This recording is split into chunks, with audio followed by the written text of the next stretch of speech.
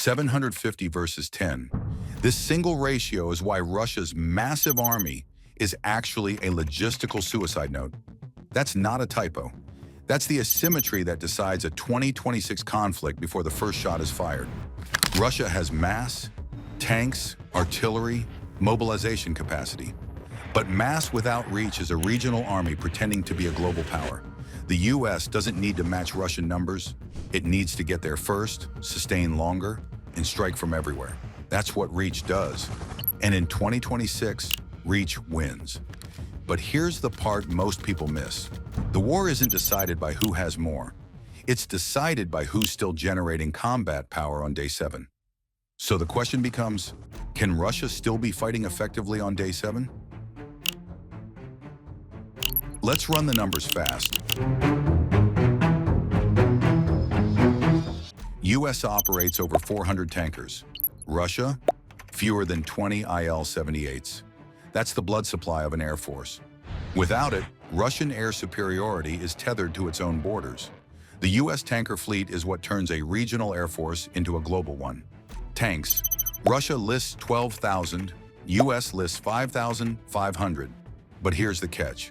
Only 30 to 50% of Russia's armor is combat ready. Ukraine proved that. Paper strength vanishes when maintenance fails. Aircraft, US fields over 13,000, Russia fields around 4,700. But raw numbers don't fly missions. Tankers do. We just covered that. Active personnel, roughly tied, both sides field about 1.3 million. That's a wash, which means it's not where the war gets decided. The gap isn't manpower, it's infrastructure. That's reach, and mass can't replace it. But there's one failure point that can break US reach overnight. We'll get to that. First, let's see what 750 bases actually buys you in the first 6 hours. Category 1, the first 6 hours, where the basing advantage becomes real. The US operates roughly 750 overseas installations. That's not just presence, that's pre-position firepower. A brigade's worth of equipment already sits in Poland and Romania. When crisis hits, troops fly in and draw gear on site. No waiting for sea lift, no 30-day logistics tail. Hour 0, alert goes out. Hour 3, C-17S are wheels up from Fort Bragg. Hour 6, first boots hit Russia with equipment waiting. Russia? They're still loading rail cars. Russia has fewer than 10 permanent overseas bases. Tartus in Syria, Cam Ranh Bay in Vietnam, semi-permanent hubs in Belarus. That's not a global network. That's a regional footprint.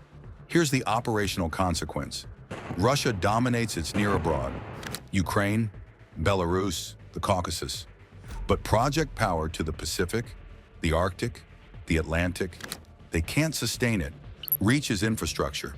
Mass is inventory. In hour 6, infrastructure is already working. Mass is still on a train. Category 2, hours 6 through 24, where rail choke points meet interdiction. And this is where Russia's mass turns into a liability. Russia moves divisions by rail. That's efficient until someone starts cutting bridges. Picture this. Hour 12, a single rail bridge near Grodno, one of 3 crossings feeding the Suwałki corridor. NATO YSR tracks a 40-car ammunition train approaching. 1 JASSM, 1 bridge. 72 hours of artillery shells, gone. Russia has mass on paper, but mass has to move, and movement has choke points. Ukraine taught us this. Over 100 bridges interdicted between 2022 and 2024. Russia adapted, dispersed nodes, civilian trucks, Chinese and North Korean resupply. But adaptation takes time, and in the first 24 hours, they don't have time. So ask yourself, if Russia can't move mass through choke points, can they still be fighting effectively on day 7?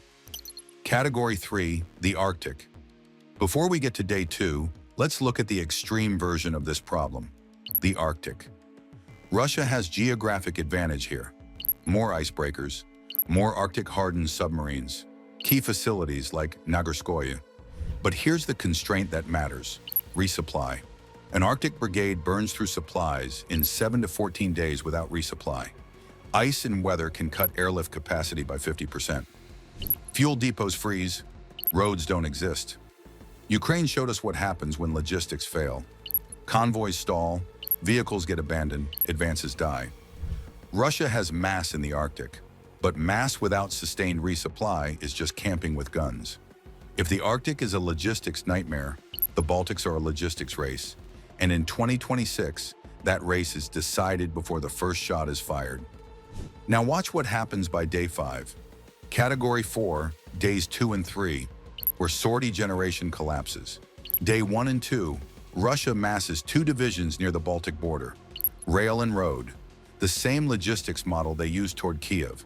Meanwhile, the US surges 1 airborne brigade from Kaunas to Poland, 3 to 7 days by airlift.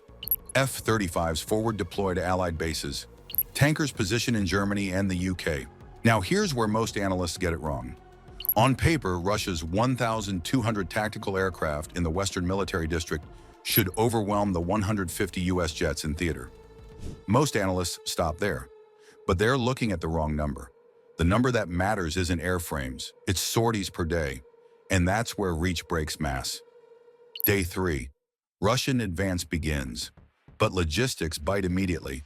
Bridges are down, fuel convoys are getting hit, and now the air war starts to break. Picture Chernyakovsk Air Base, Kaliningrad. Day 3 morning, 12 Su-35s on the tarmac, but the fuel Bowsers are running 6 hours behind. Road interdiction hit the depot convoy overnight. 3 jets are down for parts. Spares haven't arrived from Voronezh. The rail line is cut, and the secondary runway took 2 hits from ATACMS. It's patched, but only 1 lane is operational.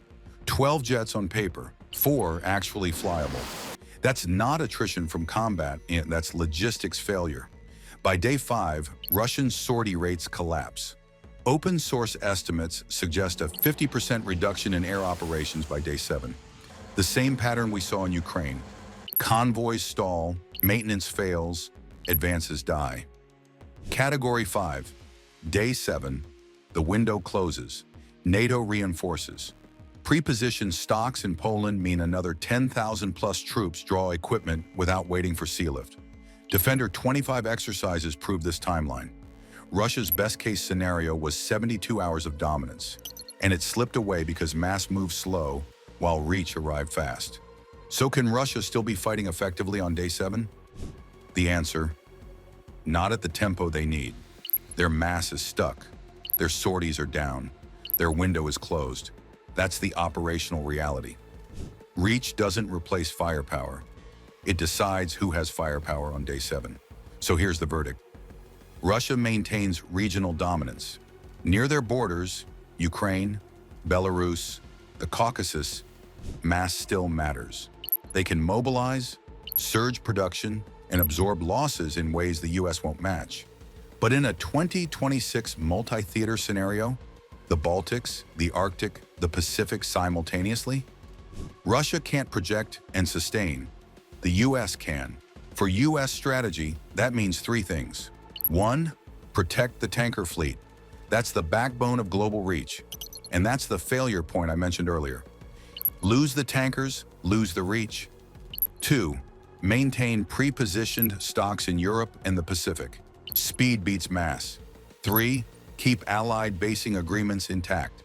750 bases isn't American territory. It's Allied trust built over decades. Mass wins battles. Reach wins wars. In 2026, the US has reach. Russia has mass. And reach sustains what mass cannot. The data shows a clear divide between regional mass and global reach. But in a 2026 conflict, which one actually holds the line? Comment reach or mass below. I want to see your analysis. If you want to know how US logistics planners are fixing the tanker vulnerability and what happens when China tests this model in the Pacific, subscribe, because that's the next war game, and it's already being run.